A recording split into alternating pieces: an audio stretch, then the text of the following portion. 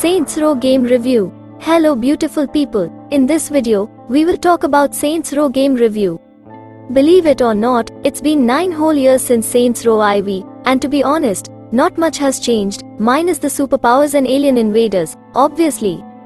The simply titled Saints Row is a reboot of the series, sporting an entirely new setting, new characters, and a fresh story, but the gameplay structure that the property has been peddling since day one remains.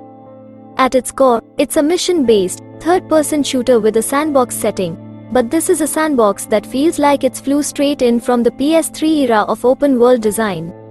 For those who just got here, Saints Row is a third-person shooter and open-world GTA alike where you play the role of an aspiring gang boss, tired of being unappreciated in their 9-to-5 role as a rent-a-cop. The game attempts to marry madcap, over-the-top criminal antics with a grounded story about struggling Zellennials. The map becomes increasingly coated in activity icons as you progress through the main narrative, to the point where the map screen actually stops displaying certain types of markers and moves them to their own separate tab. Here in 2022, it comes across as overkill, the kind of bloat that would make even a Ubisoft title blush. But through its consistently over-the-top gameplay and penchant for stupidity, Saints Row just about manages to get away with its brazen content padding. Saints Row is still at its best when utter chaos is unfolding. Whether it's during a particularly explosive main mission, or you're just trying to survive against a dozen SWAT teams, there's nothing quite like it in terms of tone. It's dumb jokes and ultra-violence from start to finish, like a cartoon version of Grand Theft Auto.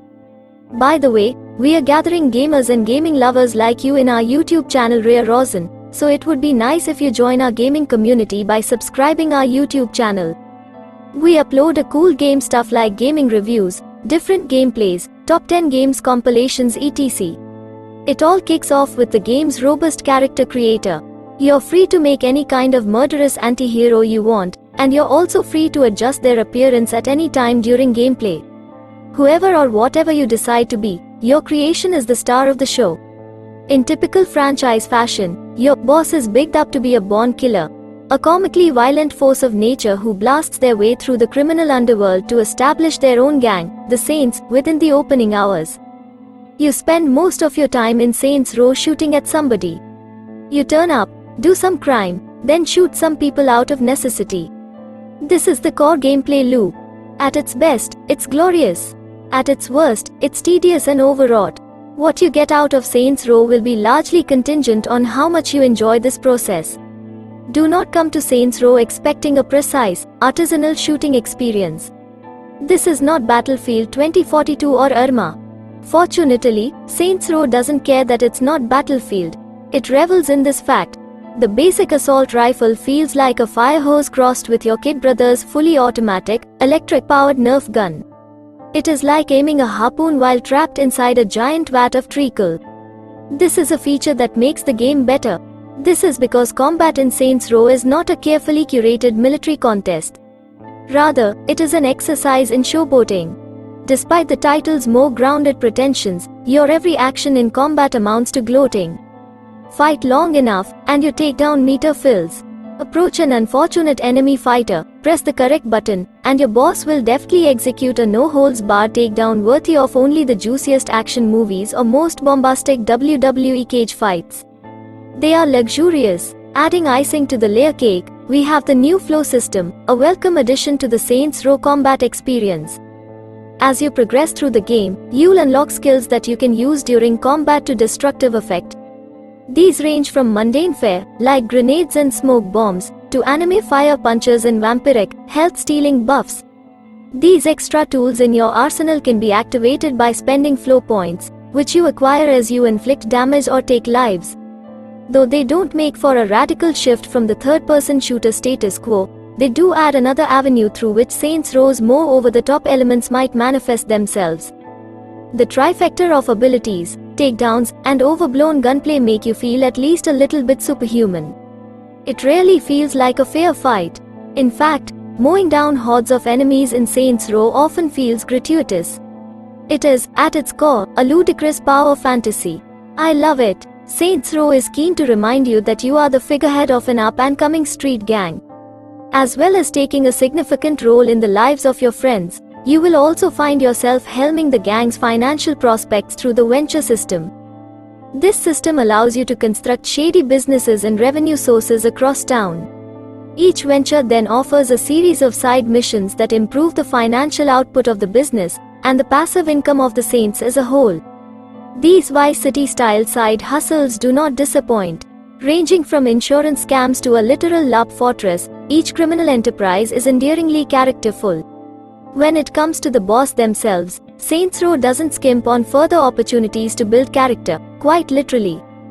The character creator is lavish in its offering, bordering on the gratuitous. Dispensing with the gender slider from previous titles, the Boss Factory allows you to customize every facet of your physical appearance and gender presentation individually, allowing for a more complete spectrum of human beings to be represented. The game also offers a degree of representation for disabled people. For instance, you are able to create a boss with prosthetic limbs. It's refreshing to see, and emblematic of Saints Row's pervasive generosity. The majority of vehicles are also completely customizable, allowing you to mix and match with paint jobs, extra fittings and even hood ornaments should it strike your fancy. There are a wide range of distinct rides on offer as you make your way through Saints Row's busy open world. Muscle cars, convertibles, and even jet bikes are readily available to those who go in search of them. Fans of the series will be pleased to know that the radio is back, too, allowing you to cruise down the highway accompanied by anything from Bark to KRS-One. Fans of bespoke open-world experiences are unlikely to be disappointed. You're joined by 3 best buddies on your conquest of Santo Ileso: Numbers Guy Illy, Dangerous Driver Nina, and Shirtless Muscle Kevin. As far as Saints Row characters go, they're relatively grounded, and, it could be argued, a bit boring. Their more serious streaks don't really gel with the rampant murder and unapologetically daft plotlines, but they do allow your boss, in all of their potential absurdity, to stand out. The story's got some genuinely great moments, but it feels like everything moves a touch too fast. The main missions themselves make up roughly a third of the game's 25-ish hour campaign, and as a result, it struggles to properly document the Saints' rise to power. Most key plot points drop without much warning, and you're quickly ushered from one narrative beat to the next via snappy cutscenes. Ultimately, it does work. We were left feeling fairly satisfied as the credits rolled, but there was definitely room for a more elaborate rags to riches storyline here. But our hunger for more story missions is indicative of the game's wavering quality when it comes to side activities. This is the most feature-rich Saints Row yet, paired with the series' biggest map by some distance, but a lot of the activities just feel like busy work, plain and simple. Returning excursions like insurance fraud, where you hurl yourself into oncoming traffic to make big bucks, are still great fun, but they completely overshadow jobs where you're tasked with driving toxic waste-bearing trucks very slowly across the map, or choplifter missions in which you ferry containers between locations. Wowza, it wouldn't be so bad if there were just a few of these tasks dotted about the city, but as we wrote earlier, the map is covered in icons. Granted, you don't have to do them, but criminal ventures, as the game calls them, are by far your biggest source of income, and you need that money to build more businesses and subsequently unlock the next story missions. And to be clear, don't go into Saints Row expecting in-depth business management. You get to decide what fronts go where, but that's about it. Thankfully, the busy work is made, mostly bearable through the title's punchy gun-based combat and arcade-wide driving mechanics. It just feels good to play. A Doom-esque system, where you regain health by performing brutal takedown attacks, gives each battle an enjoyable flow, and as you level up, you gain access to various special abilities that can turn the tide of a tricky encounter. A welcome evolution of the Saints Row gameplay formula in just about every way. It's worth mentioning that there are loads of accessibility options, too, which exist alongside your standard difficulty settings.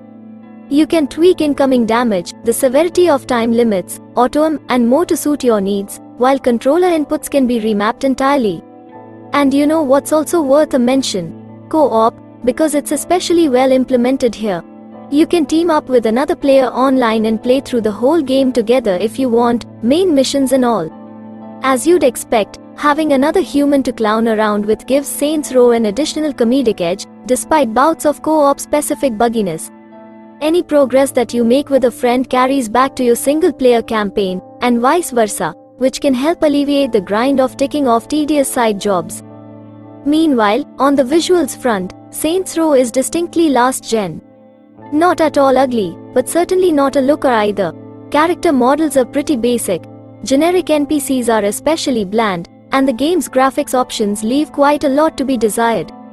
Favoring performance on PS5, you can choose between a locked 60 frames per second at a super muddy 1080p, or you can go for 1440p with a frame rate that targets 60, but does have a bad habit of dipping. At 30 FPS you can pump the resolution right up to 4K, but for a title that can be so action-heavy, the halved frame rate is a turn-off.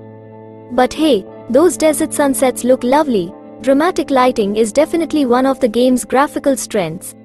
Saints Row is a largely successful reboot, even if it sometimes feels dangerously outdated in terms of open-world design. Its story and characters can be hit and miss, but the experience is carried by fun gameplay and an endearingly dumb sense of humor. Despite the new faces, Saints Row is definitely still Saints Row, just bigger and probably better. So, that's it for this video. Hope you enjoyed it. If you do like our video, make sure to like, subscribe and hit the bell icon so you never miss an update.